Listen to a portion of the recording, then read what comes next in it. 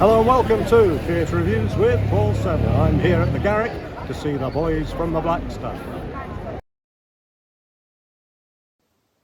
In the normal way of things, would James Graham, author of Dear England, or any other contemporary dramatist for that matter, write a stage show about some men in 1980s Liverpool who've lost their jobs and commit benefit fraud?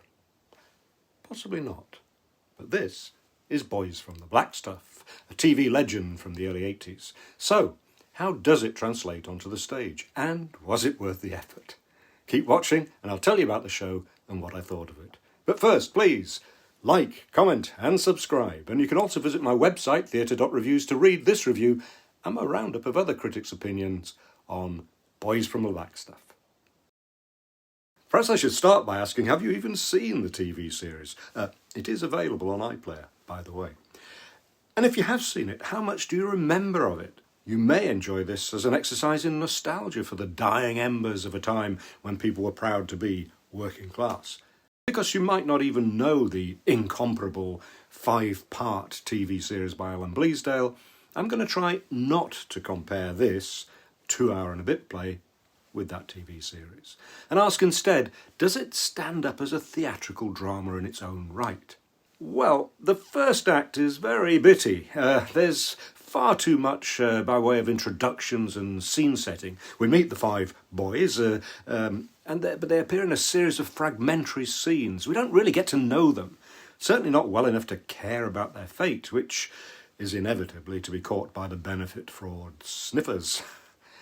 What kept my interest during the first act was the production itself, the varying pace of Kate Wasserberg's direction, encompassing rousing ensemble singing, fast-moving crowd scenes and moments of still sadness.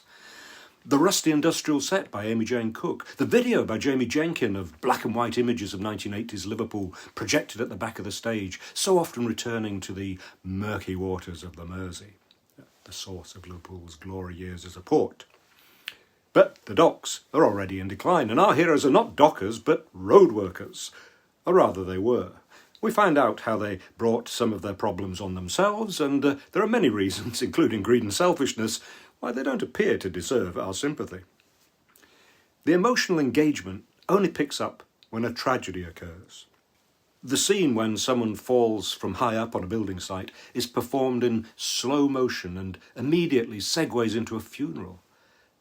It's a wonderfully theatrical moment. The second act is altogether more involving as drama. The narrative brings the main characters much more into focus. Chrissie, played to perfection by Nathan McMullen, is the nice guy who tries to be their leader and faces a conflict between principles and practical need.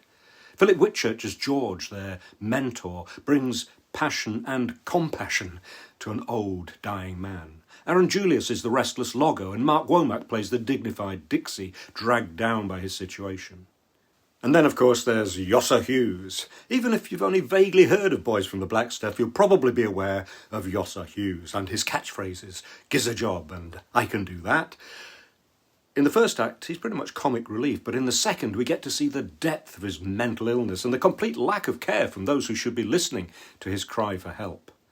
It's a monumental performance by Barry Sloane that conveys every inch of Yosser's anger and pain. Now, these are all men for whom life has not turned out as expected and who are struggling to find their self-respect in a world that has rejected and persecuted them. "I am a human being," cries a proud, anguished Yosser. But it's not all anger and pain. There is considerable humour.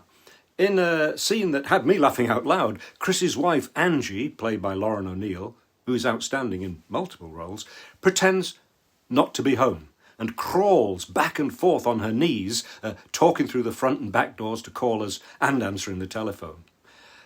Just as comically tragic is Yosser's meeting with the priests from the Catholic and Protestant churches at either end of the ironically named Hope Street. Both conversations and a later scene are an indictment of the church and its role as part of the establishment. And seeing the similarity between free will and free markets, he says, "So, God's a Tory." And when the friendly priest says, "Call me Dan," he speaks the much anticipated line, "I'm desperate, Dan." All the cast are faultless, but I would like to make particular mention of Dominic Carter, who takes on many roles, including the shady builder Malloy. But what is the relevance to today? It's not that the plight of many working-class people under Margaret Thatcher's Conservative government wasn't tragic. Traditional industries were decimated in her relentless battle against the unions, and the lives of the people employed in them destroyed in many cases. It's just that it's a long time ago. An article in the excellent programme talks about the current political parallels. There is still a considerable gap between rich and poor. It might even be getting greater. And benefit cheats are still victimised while corporation tax evaders are virtually ignored. But the equivalents of those boys from the Blackstuff are now employed in low-wage and zero-hours jobs, fulfilling our orders in vast warehouses or delivering takeaways on bikes to our homes, as part of a non-unionised service economy. Perhaps it's the treatment of people who need help, not demonisation, that these stories most resonate to us today. Sadly, the play tries to cram too many of the stories from the TV series into the time available, and as a result, we lose some of the sympathy we might otherwise have felt for these lost boys. Had we had the chance to get to know them better. But nevertheless, it's a powerful drama, extraordinarily well acted, and I give Boys from the Blackstuff 4 stars. I hope you found this review useful, and if you did, please like, comment and subscribe to this channel, then you'll be the first to know about my future reviews. You can read this and other reviews by me on my website, Theatre.Reviews, where you'll also see my roundups of other critics' reviews of London shows. You can also follow me on the usual social media. Thank you for watching.